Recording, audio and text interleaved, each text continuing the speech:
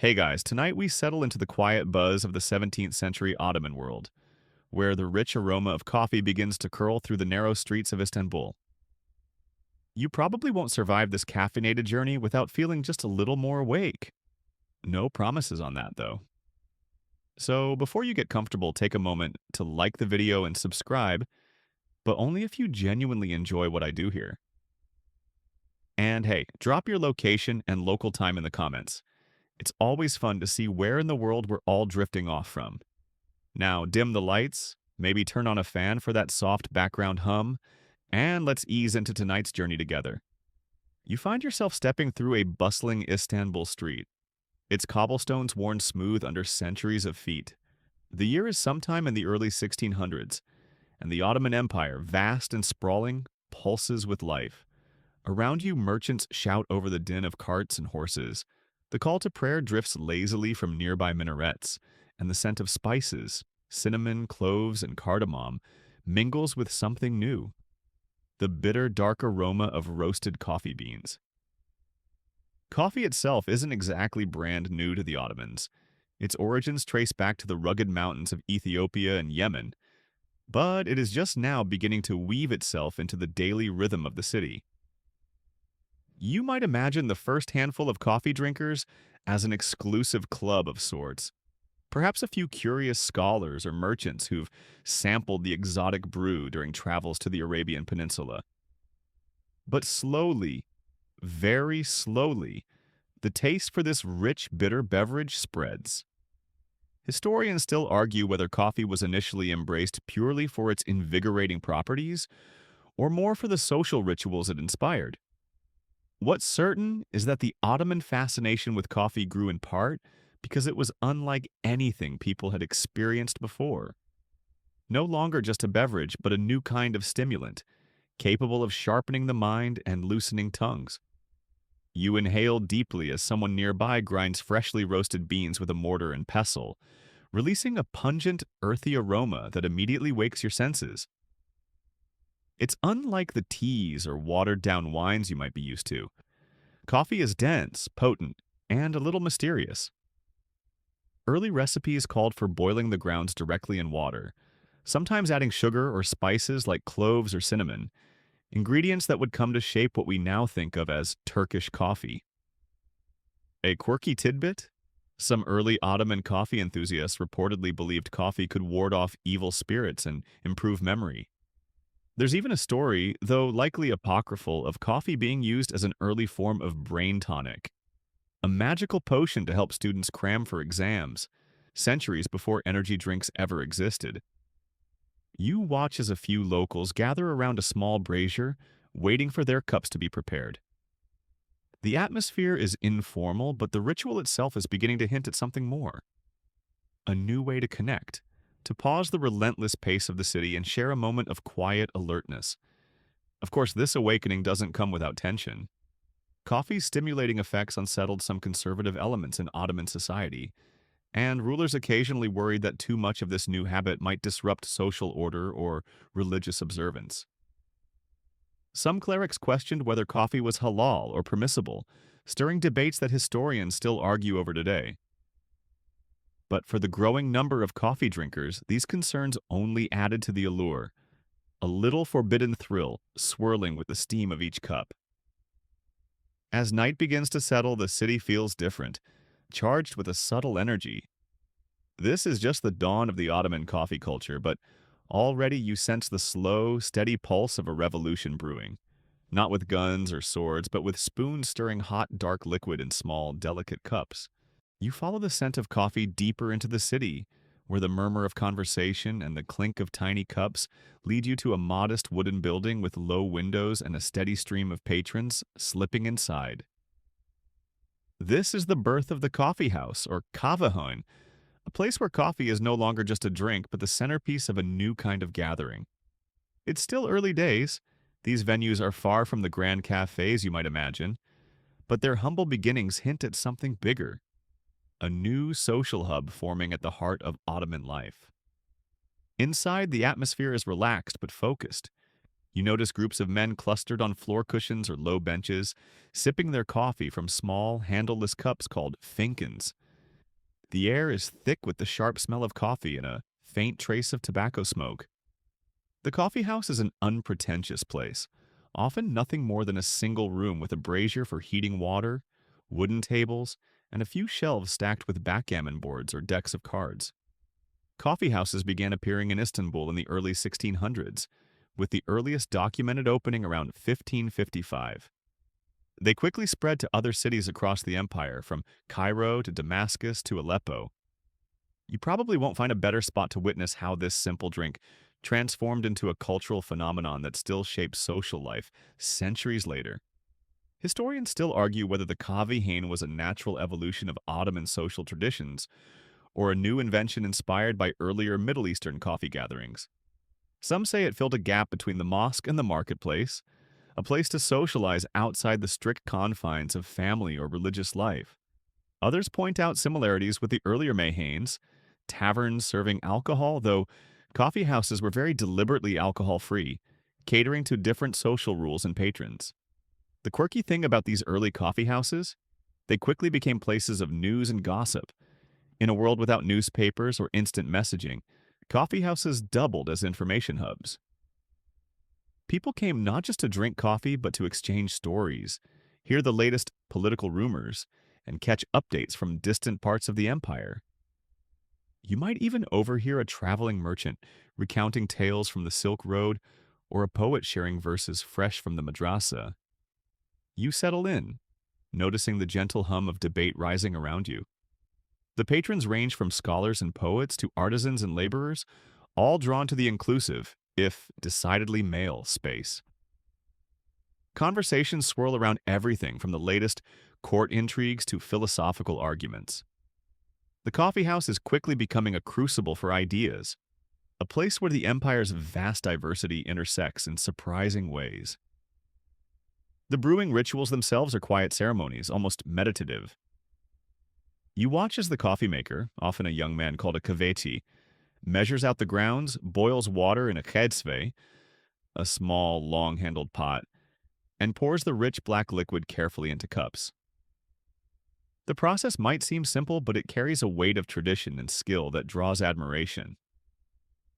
You learn that some early coffee houses had strict rules about behavior. No loud quarrels, no gambling except perhaps a quiet backgammon game, and certainly no alcohol. The goal was to foster a calm, respectful environment conducive to conversation and contemplation. Though, of course, not all places adhered strictly to these rules, and some coffee houses developed reputations as rowdy spots. Historians still argue whether these variations reflected different social classes or local customs. Despite their informal nature, coffee houses rapidly gained official recognition, sometimes even royal patronage, reflecting how integral they had become to Ottoman urban life. You can almost feel the pulse of a new public sphere emerging, one that's equal parts caffeine buzz and civic engagement. And the best part? Unlike many modern cafes, Ottoman coffee houses weren't about rushing off with your drink. People lingered, settled in for hours, soaking in the stories, the debates, the laughter. The coffee house was less a pit stop and more a slow, warm embrace. You lean in closer, drawn by the rich, earthy aroma that fills the coffee house, thick and warm like a soft blanket wrapped around your senses. The ritual of preparing and enjoying coffee here isn't just about quenching thirst. It's a carefully choreographed sensory experience designed to mesmerize and soothe simultaneously. Imagine the kavachi, hands steady but practiced, grinding dark, roasted beans against a rough stone or wooden mortar. The sound is a low, rhythmic grind, releasing waves of fragrance that curl through the room and invite you to breathe deeper. Feel more awake, yet oddly relaxed. This grinding isn't just a practical step. It's part of the theater, a tactile and auditory prelude to the rich liquid about to be poured.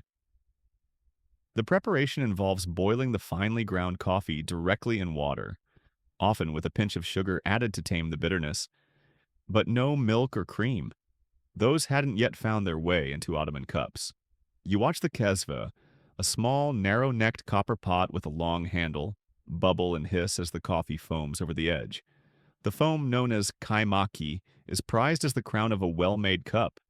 a silky layer that separates amateurs from masters. Sensory delight continues when the coffee is poured slowly into tiny Finken cups, where you catch the faint sound of liquid gently settling. The coffee itself is thick, sometimes gritty from the ground settling at the bottom, inviting you to sip carefully or risk a bitter surprise. You'll want to savor the complex bitterness with hints of earth, spice, and something faintly smoky, a taste far removed from the quick drip coffees or lattes of today. Historians still argue whether the addition of spices like cardamom or cloves was widespread at this stage or a later innovation.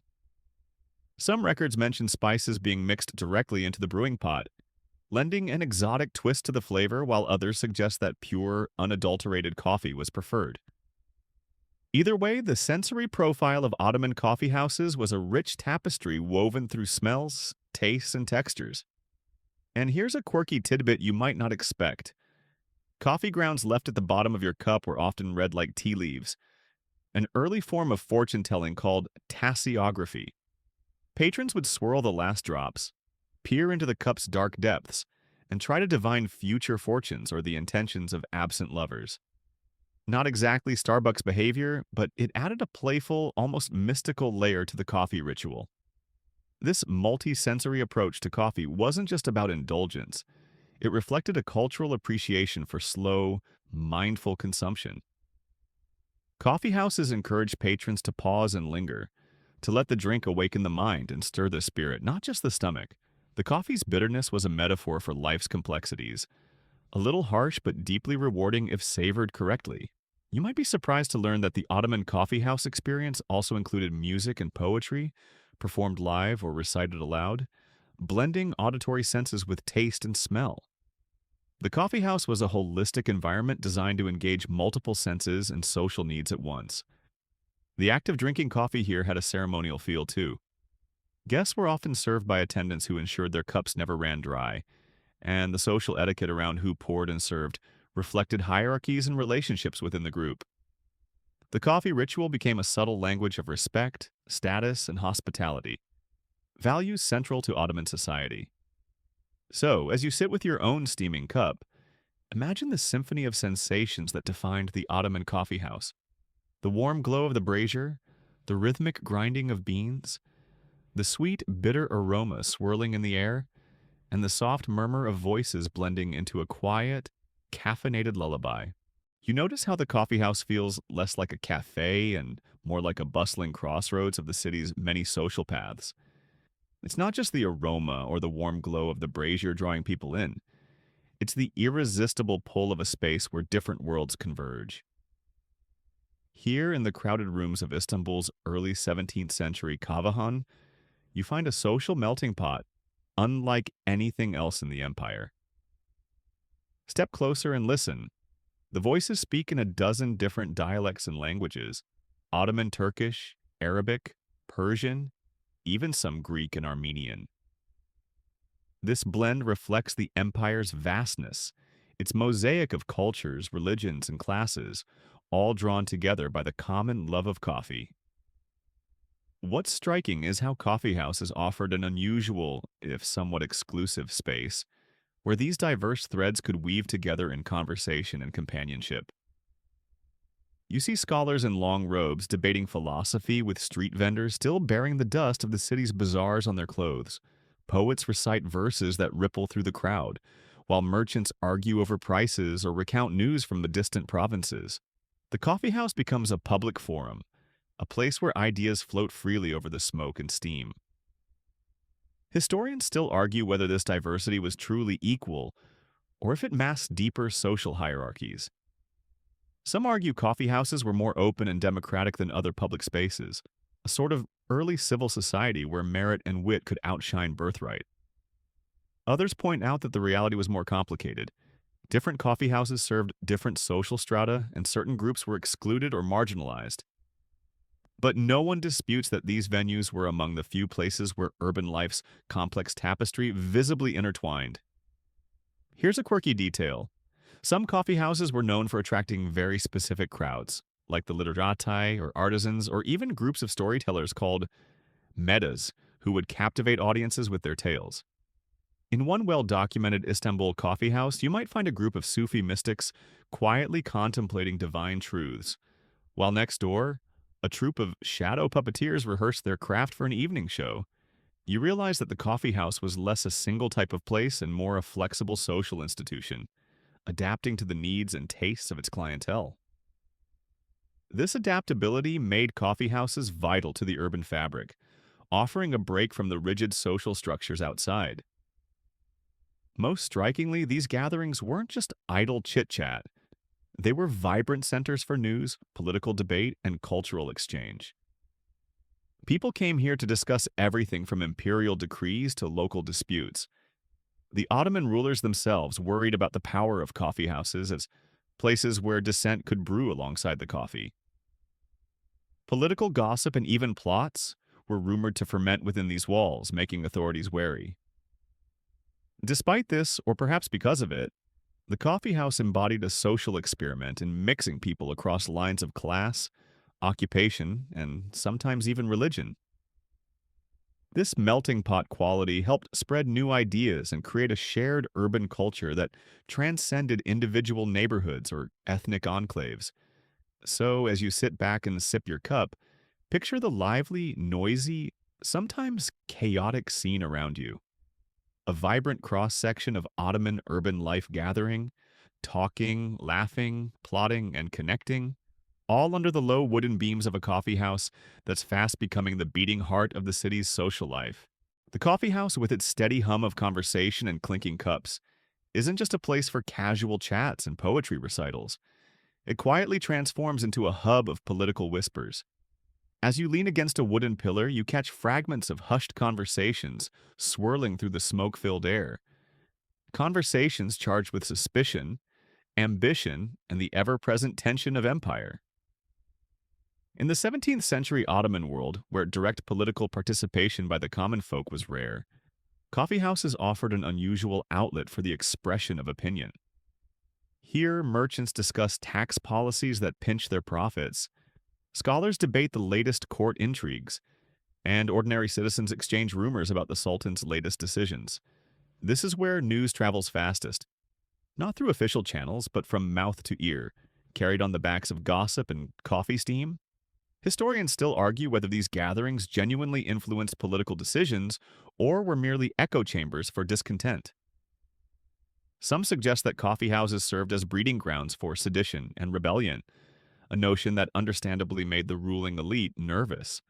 Others contend that while coffee houses encouraged dialogue, they ultimately functioned more as social safety valves, releasing tensions rather than fueling uprisings. What you find fascinating is how Ottoman authorities oscillated between suspicion and accommodation. Early on, coffee houses were banned several times because they were seen as potential hotbeds of sedition. The empire's rulers worried that gatherings over coffee encouraged idle talk that could turn into dangerous conspiracies. In some cases, crackdowns were harsh, with coffee houses closed and proprietors punished. But the bans rarely lasted. Coffee's popularity and the social role of these venues proved too strong to suppress for long. Here's a quirky twist.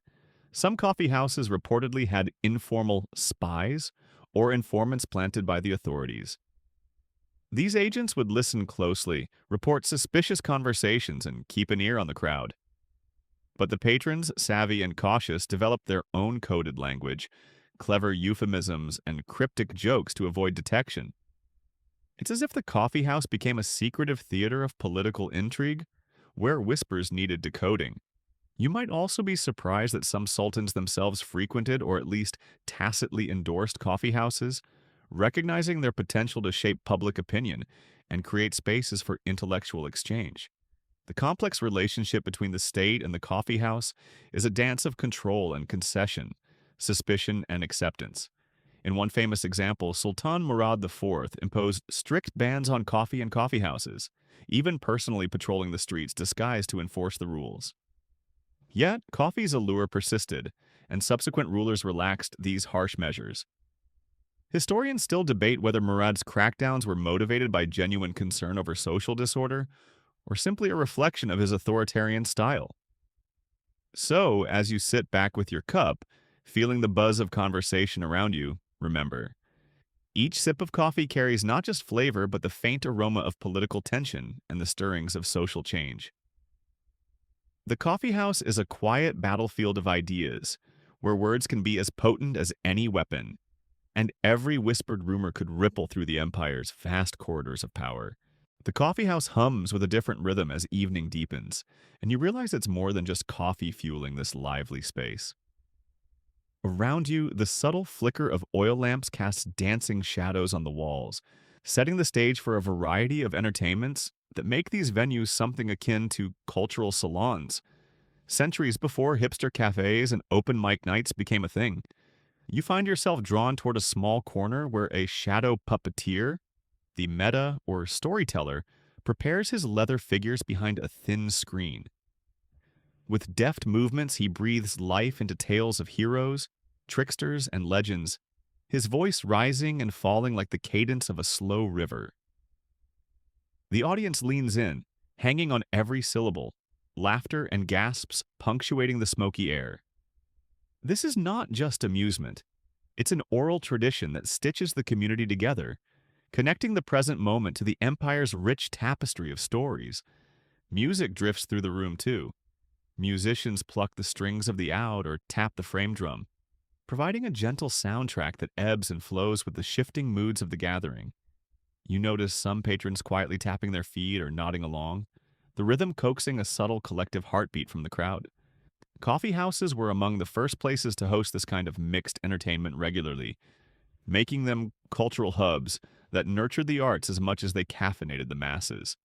The environment encourages both participation and observation, where even the quietest listener is part of the unfolding performance.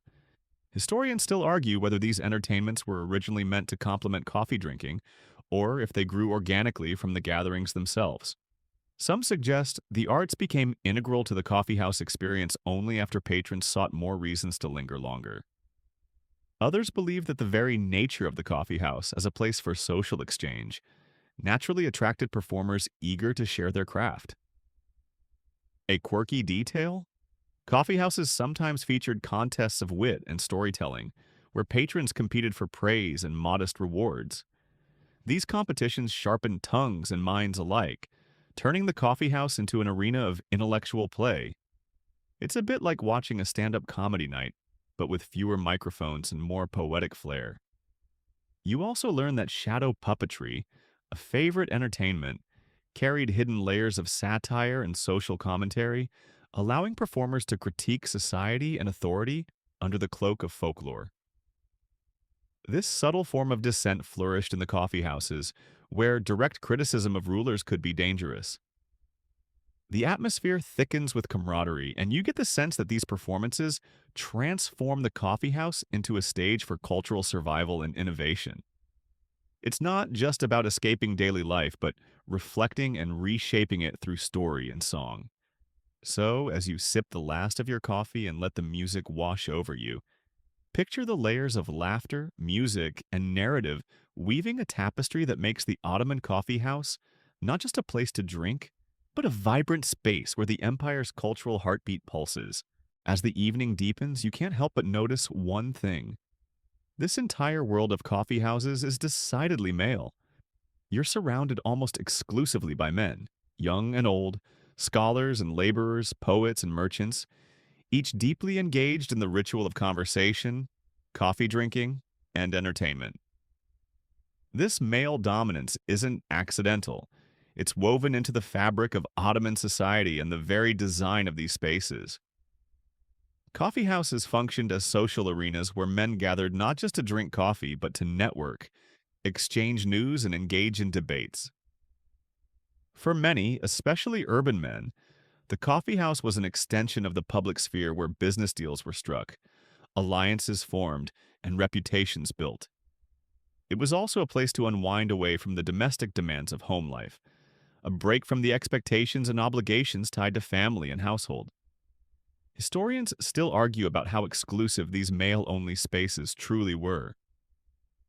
Some evidence suggests that coffee houses served primarily men of certain social standings, while lower-class men or certain ethnic minorities might have been excluded from some venues. Others emphasize that, despite the gender exclusivity, coffeehouses played a vital role in shaping urban male culture and identity. Here's a quirky detail. Men often wore special cloaks or robes when visiting the coffeehouse, signaling their social status or profession. These garments weren't just about warmth. They were subtle indicators of who belonged where, part of an unspoken dress code that reinforced hierarchies. In a way, the coffeehouse was a stage for male performance, both social and sartorial. You might be surprised that coffeehouses also functioned as informal schools or debate clubs, where young men honed their rhetorical skills and learned the art of persuasion. The lively discussions you overhear aren't just casual chats, they're training grounds for future leaders, merchants, and officials. This aspect made coffeehouses vital to the social fabric, shaping men's roles in the empire beyond mere leisure. Of course, this male exclusivity had a flip side. Women were largely absent from these spaces, barred by social norms and sometimes explicit rules. The coffeehouse was part of a larger public-private divide in Ottoman life, where women's social worlds were more confined to family and neighborhood circles. But that doesn't mean women were left entirely out of the caffeine craze. There were secret gatherings, often in private homes, where women met to enjoy coffee and conversation away from the male gaze. Historians still argue over how widespread these female coffee circles were, but the fact they existed hints at a parallel, quieter coffee culture. So, as you watch the men around you sip, argue, laugh, and perform, remember that the coffee house is not just a place of drink and discourse, but a stage where masculinity itself was crafted and displayed. A microcosm of Ottoman social order reflected in every cup. While the coffee house you find yourself in is bustling with men's voices, it's important to recognize that women's relationship with coffee and coffee culture was far from non-existent. However, this connection often unfolded in more secretive, private spaces, shadowed by the strict social norms that largely excluded them from the public coffeehouses. You might be surprised to learn that despite their absence from the public kavehani, women embraced coffee in their own ways.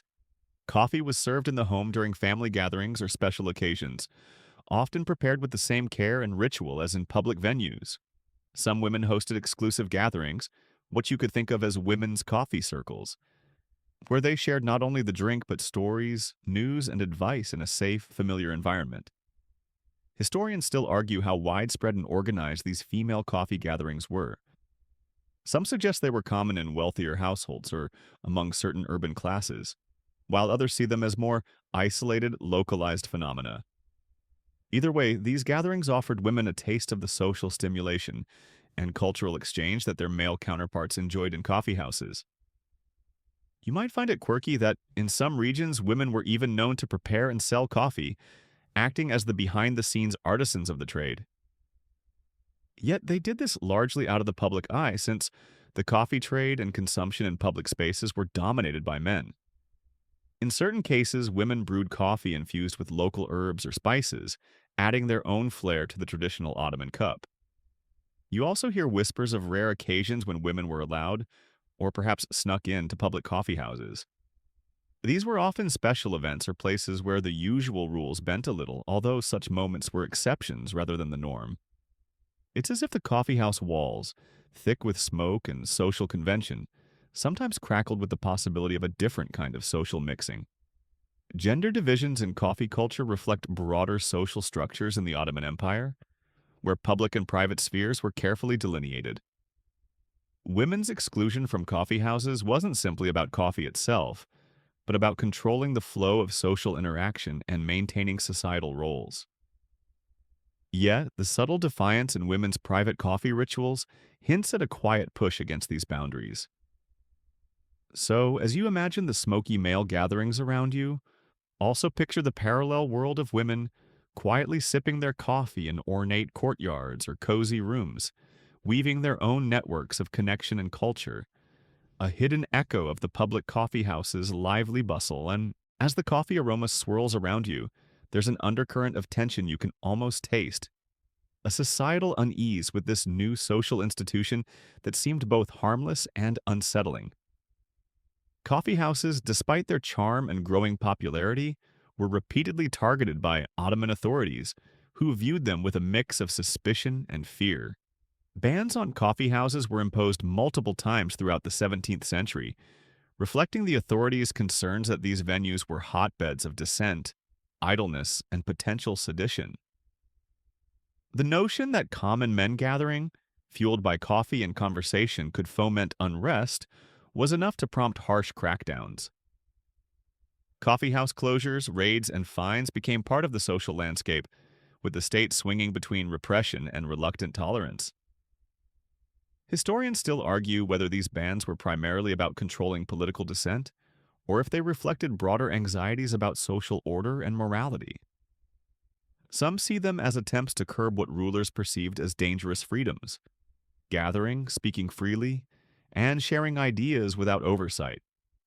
Others suggest that coffeehouses were scapegoats for wider economic or political problems, with rulers cracking down on visible signs of unrest. A quirky detail is how coffeehouses sometimes became targets during times of plague or crisis, shut down under public health pretexts, even if the real motivation was political. One can almost imagine a sultan grumbling that the coffeehouses not only spread rebellion, but possibly germs too. Double trouble indeed. You notice that despite repeated bans, coffeehouses proved remarkably resilient. Patrons would simply reopen under different names, move to new locations, or operate clandestinely. The coffee's allure, combined with the social and intellectual needs these spaces fulfilled, made them nearly impossible to eradicate. Interestingly, some coffeehouse proprietors developed subtle ways to appease authorities, such as monitoring conversations or reporting suspicious activity. This uneasy truce between the state and coffeehouse created a unique dynamic where control and freedom coexisted uneasily.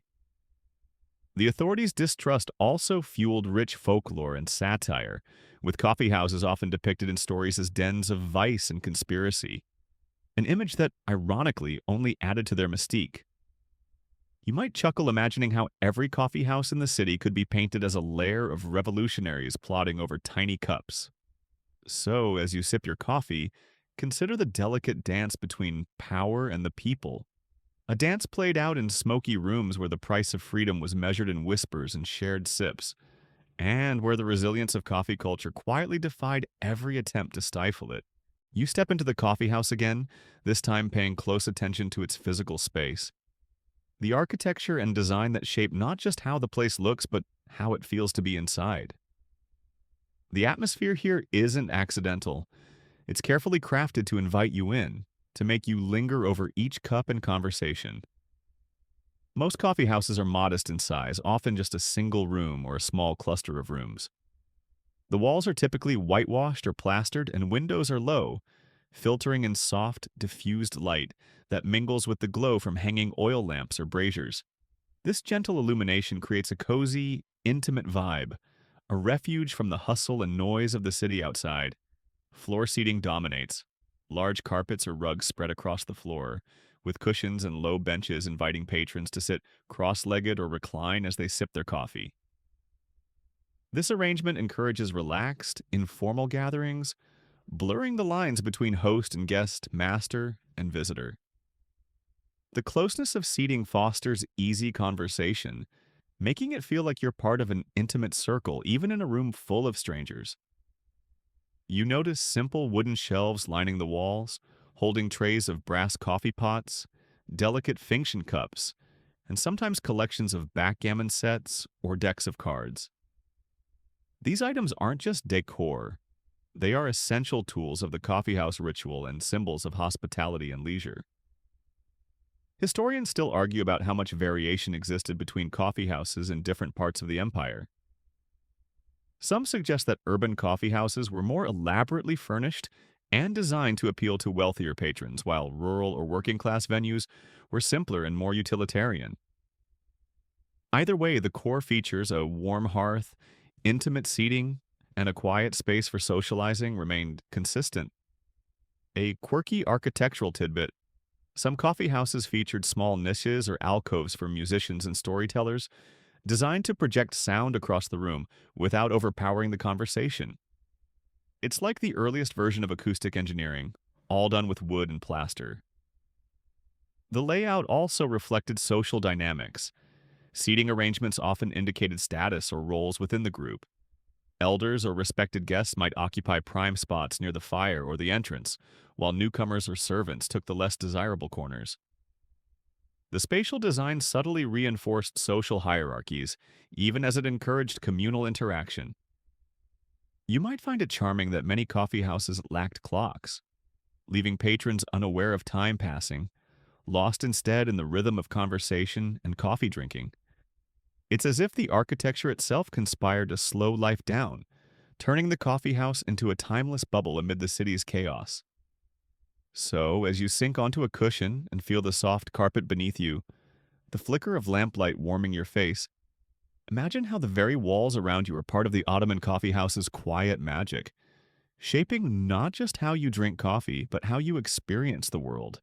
You're starting to realize that the coffee in your cup has traveled far before it reached your hands, a journey that knits together the vast and vibrant Ottoman Empire with lands even beyond its borders. The story of coffee is as much about trade and commerce as it is about culture and conversation.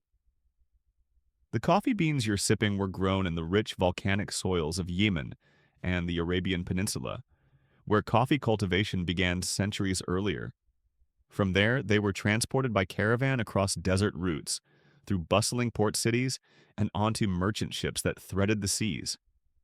Istanbul, as the empire's capital and a crucial trade hub, became a vital nexus where these exotic beans met eager customers. Ottoman coffee trade wasn't a simple affair. Merchants, often organized into guilds, controlled the import, roasting and distribution of coffee, navigating complex networks that spanned continents. You can almost hear the chatter of dock workers unloading sacks of coffee beans from ships, the sharp cries of traders bargaining in the bazaars, and the hum of negotiations in dimly lit warehouses.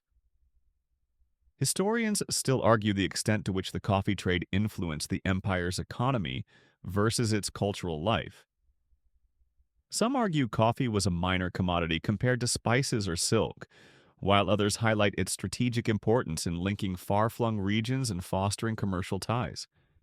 What's undeniable is that coffee became a key player in the empire's global economic web. A quirky bit you might not expect is that coffee's journey wasn't always smooth. There were times when coffee beans were smuggled, traded illicitly, or subject to heavy taxation and regulation, turning the coffee trade into a kind of caffeinated cat and mouse game between merchants and authorities. Some traders became quite creative. One legend tells of beans hidden in bales of textiles or even inside hollowed-out weapons. You also discover that the coffee trade helped introduce other goods and ideas into the empire. Alongside coffee came new culinary spices, textiles, and even artistic influences, all mingling in the cosmopolitan bazaars of Istanbul and other cities. Beyond economics, coffee's movement helped shape social practices across the empire.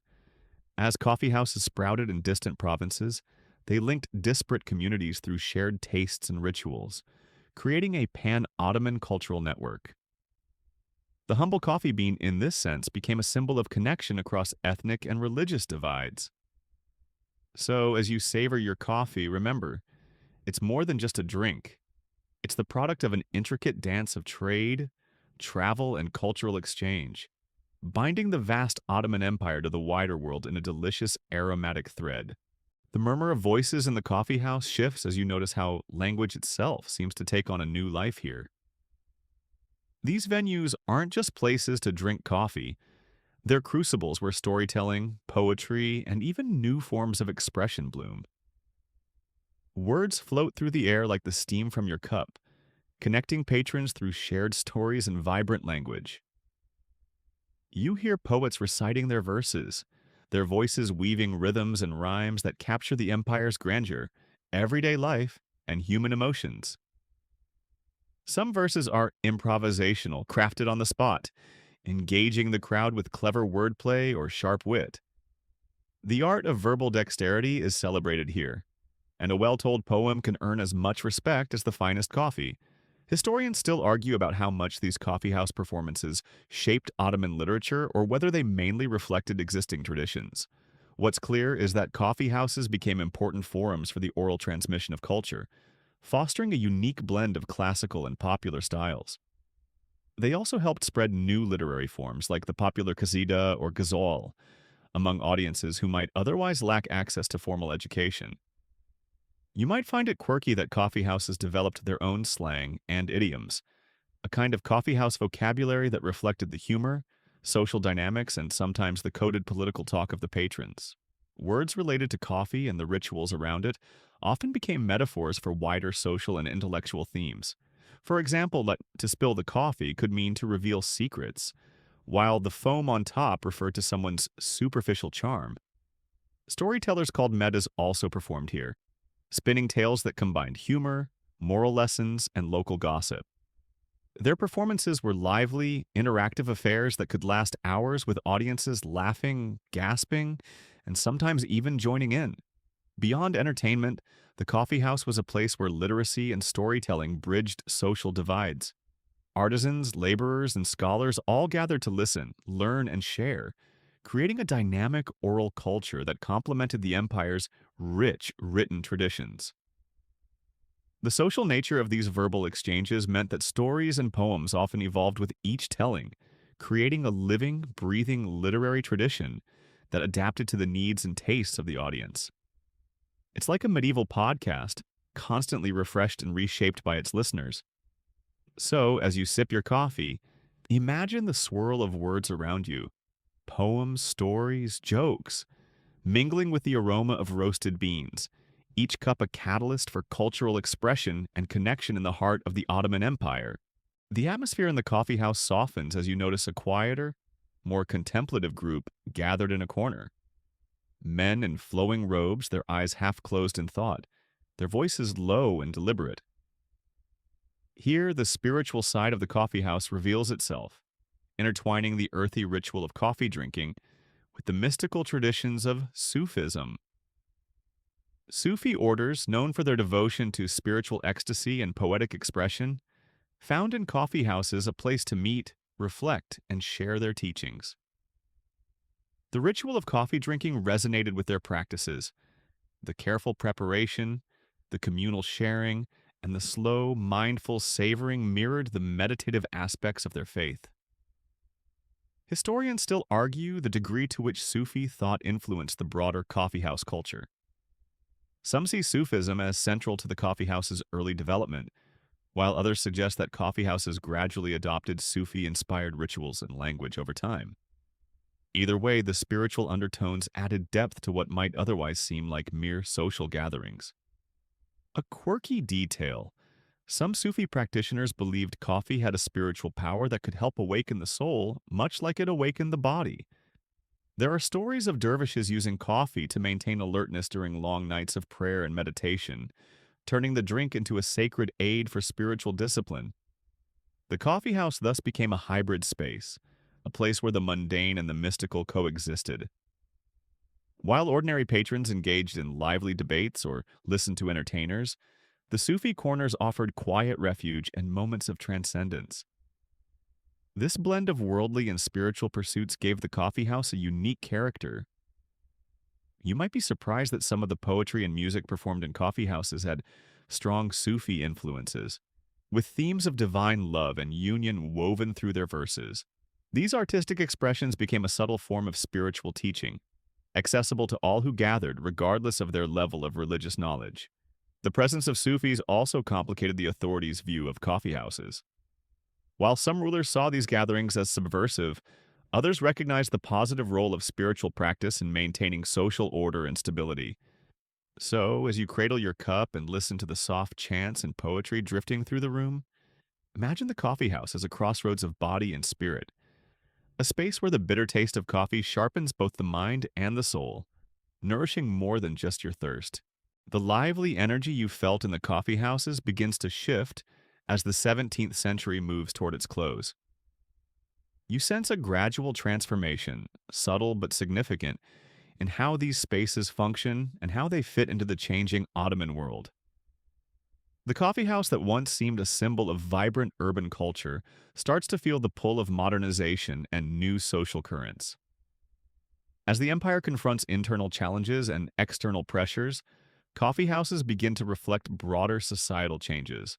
Some grow larger, more ornate, catering to wealthier patrons who want comfort alongside their caffeine fix. Others remain humble, but the character of coffeehouse culture shifts as new tastes and expectations emerge. Historians still argue whether this shift marked a decline of the coffeehouse's original spirit or simply an evolution adapting to new realities. Some lament that the rise of more exclusive venues diluted the democratic cross-class mingling that defined early coffeehouses.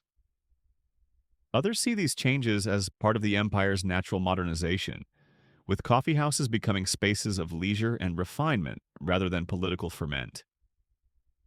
A quirky observation is that as coffeehouses grew more sophisticated, new beverages and snacks appeared on the menu, including sweet pastries and teas, signaling changing palates and influences from Europe and beyond. This culinary expansion hints at the empire's increasing connections to global trends and tastes. You might also notice that the role of coffeehouses as centers of political discussion diminishes somewhat, partly due to tighter state control, and partly because new institutions like printing presses and newspapers begin to take over the role of information dissemination. Nevertheless, coffeehouses continue to be important social venues, but their meaning subtly shifts from sites of potential rebellion to places of relaxation and cultural consumption. They become part of a wider leisure industry that includes theaters, gardens, and other forms of entertainment.